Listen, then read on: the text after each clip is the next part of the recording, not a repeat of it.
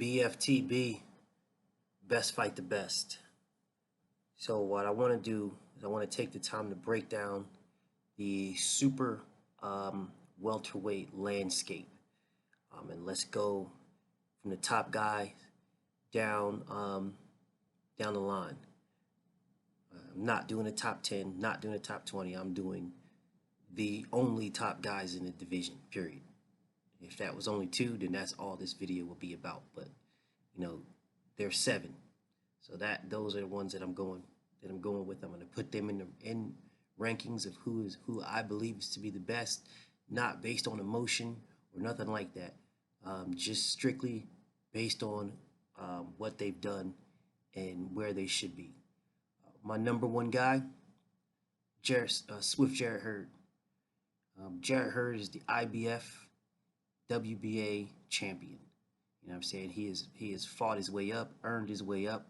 The dude is a monster. You know what I'm saying? What the fight that we wanted to see was a unification between Hurd and Charlo. But with this weekend's events, that's not the fight that I want to see next for Jarrett Hurd. The one that I want to see next is Tony Harrison. I want to see the rematch between Jarrett Hurd and Tony Harrison for 3-belt champion. That's what I want to see. One step closer to undisputed in the division. So Jarrett Hurd's his Mando was for the IBF was in April. So that one's not due. Well, his IBF mandatory is not due until April of this year. You know what I'm saying? So he's got time to set up a fight. His WBA Mando isn't due until 2019. You know, with him fighting Wellborn, who was ranked number 12. You know, so that's within the rankings. That's just within the top 15 for him to have Wellborn as a guy that he can use to say, hey, since he's a super champion anyway, and the WBA has that super and a regular champion bullshit. You know what I'm saying? Where they're always doing that nonsense. And that dude Brian Castano, he can fight some other belt. Some other mandatory if they want to start bringing up mandatories and whatever other bullshit they want to bring up. But he can do that because he's the regular champion. So the fight that I want to see is Jarrett Hurd versus Tony Harrison for 3 belts. I want to see that. That's the fight that I want to see for Jarrett Hurd. That will give him another unification, and that'll put him even more in the driver's seat because I think he stops Tony Harrison yet again. My number 2 guy in the division is Jaime Munguia. This dude came out of nowhere. You know what I'm saying? If you all remember, he was supposed to be the guy that was going to be a cherry pick for Golovkin to fight until he ended up fighting Vanes Martirosyan because they wouldn't sanction that fight with Jaime Munguia. But now, in hindsight, I think that would have been an actually good fight. But whatever. So Jaime Munguia was able to capture the belt by beating Saddam Ali. And you know what I'm saying, he's defended it, and he's about to defend it again against Takeshi Inoue on the number 3 ranked guy in the WBO in January. So he's going to be tied up.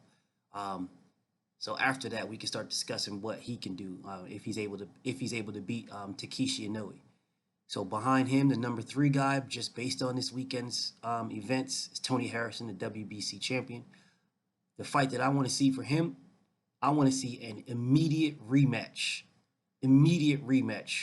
with Jermell Charlo. I believe Jermell Charlo was absolutely robbed. I don't give a damn what anybody else's opinions are. I don't care. It was not a draw. It was not close at all. Nowhere near close. I don't give a damn what punches Tony Harrison landed.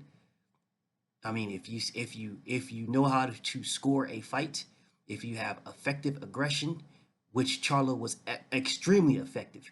You know what I'm saying? Extremely effective. He was bullying this dude everywhere. Bullying him everywhere, hitting him with everything. Hurt him a couple of times.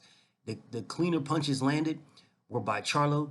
You know what I'm saying? Tony Harrison did land clean punches, but Charlo landed the cleaner ones, and he landed more of them. I don't care how anybody had that. I don't care. Jermell Charlo won that fight. Again, just based on where they're at now. Tony Harrison is the WBC champion, but I want the fight that I want to see for him is an immediate unification. I mean, immediate rematch with Jermell Charlo. And if he doesn't want to go that route, then the second fight I want to see for him is a unification with Jarrett Hurd. Those are the two fights that I want to see for Tony Harrison. No other fight than that. Um, Behind Tony Harrison, I got Jermell Charlo, again, just based on this weekend's events. And the fights that I want to see for Jermell Charlo, number one, an immediate rematch with Tony Harrison. Immediate rematch. You know what I'm saying? If he can't get the immediate rematch with Tony Harrison, I don't believe Jarrett Hurd is going to fight him.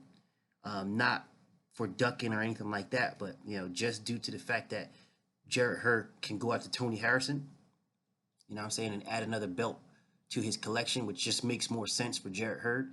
He's in the driver's seat completely. Doesn't make, I mean, it might make monetary sense for him to fight Jermell Charlo, but I believe it'll be close to as monetary and including a WBC title by fighting Tony Harrison.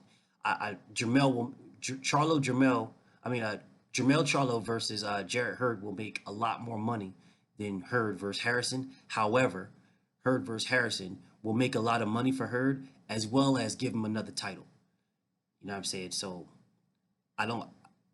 It all depends on Jarrett Hurd. He's in the complete driver's seat at this stage. He's in the complete driver's seat. So if he wants to fight Charlo or anybody else, he can. But I don't see him doing that. So Jermell Charlo, I want an immediate rematch with Tony Harrison, and if he can't get that, he can try to get the Hurd fight. I don't think it's going to happen. The significance isn't there at this exact moment until he gets his belt back, which I believe he will. But if he can't get Tony Harrison, if Tony Harrison goes the Jarrett Hurd route, well, Charlo still has options. You know what I'm saying? It won't be Munguia, of course, because Munguia is fighting Takeshi Inoue. However, Julian J. Rock Williams is the number one WBC ranked challenger. He's the number one IBF ranked challenger, and he's the number two WBO ranked challenger. So if Jermell Charlo fights and beats Julian Williams, that puts him in an extremely good position to fight any of the champions.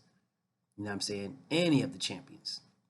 But ironically, the only other fighter that Jermell Charlo would get an even better position is if he fought Kell Brook. Because Kell Brook, now, although Julian Williams is ranked number one by the WBC and number one by the IBF and number two by the IBO, you know what I'm saying? Kell Brook is ranked number two by the WBC, number two by the WBA, number four by the IBF, and number four by the WBO. You know what I'm saying? So Kell Brook is ranked in all four sanctioning bodies.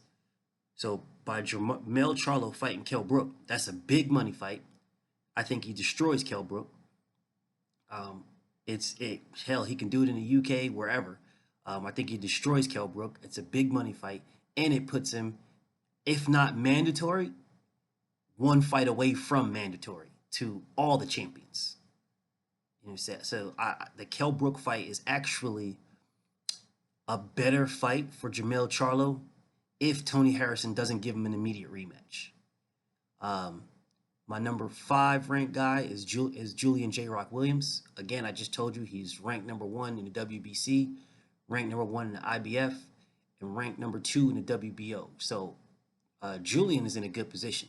He don't have to fight anybody. He could just sit tight and wait for them to call the mandatory for any one of those sanctioning bodies. You know what I'm saying? With the WBC, he can get Tony Harrison, and I think that's a good-ass fight, to be honest.